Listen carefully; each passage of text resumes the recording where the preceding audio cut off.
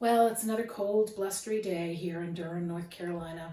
I'd hoped that global warming would at least bring us some snow down here in Southland, but all we're getting are cold, rainy days, which makes me long for summer. And I spent most of my childhood summers at a deer hunting cabin in the woods at Philpott Lake in Virginia, swimming and skiing and fishing and hunting for fairy stones.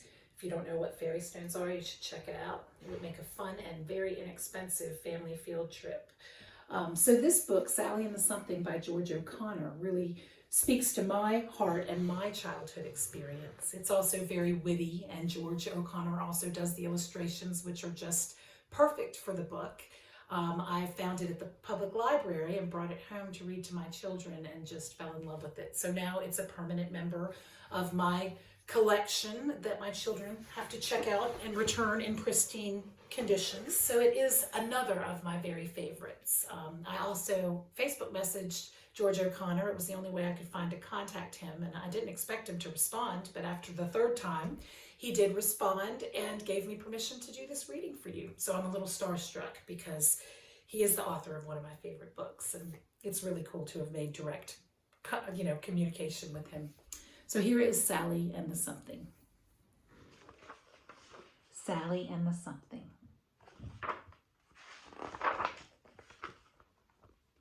This place is boring, Sally said. I'm going to the pond to catch something.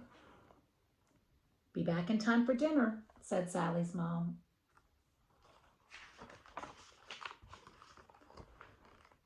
And so, with her fishing pole and tackle box, she went.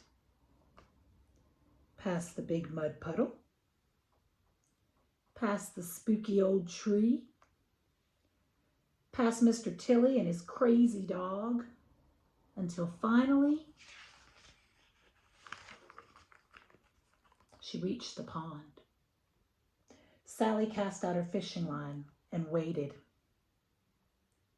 and waited, and waited. It can take a long time to catch a fish. After a while, she realized that something was watching her. What's that? Then something slithered. See, it's slithering. Something slithered. Something slurped. Something slurmed up onto the dock. Blig, said the something. Cool, said Sally. I don't know what you are, Sally said to the something, but I know you're not boring. Let's go play. But the something wasn't very good with crayons. The tea party was a disaster.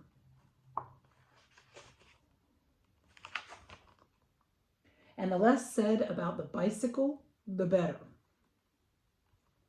That didn't go so well, said Sally. Maybe we should try some of your favorite things.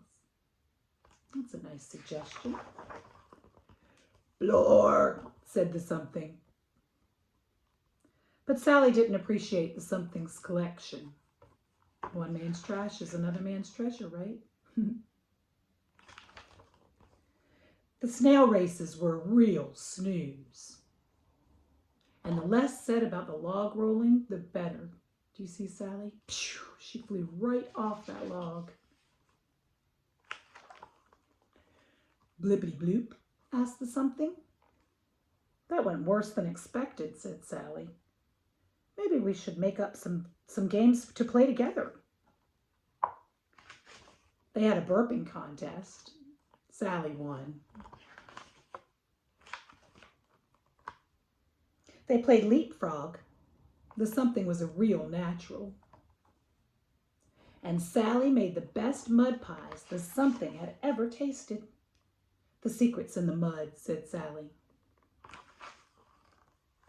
They played on and on and on.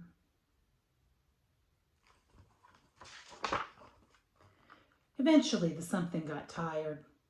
You could barely keep your eyes open, Sally said. The something's father was waiting for him. See you soon, said Sally. Blarg, said the something. By the time Sally reached home, it was almost dark. Catch anything? Her mom asked. No, but I met a friend, said Sally. Really? What's your friend like? Sally's mom asked. Well, said Sally, he's really something. Sally and the Something by George O'Connor. It's worth putting it in your personal collection, or at least giving it to a friend who hasn't read it yet.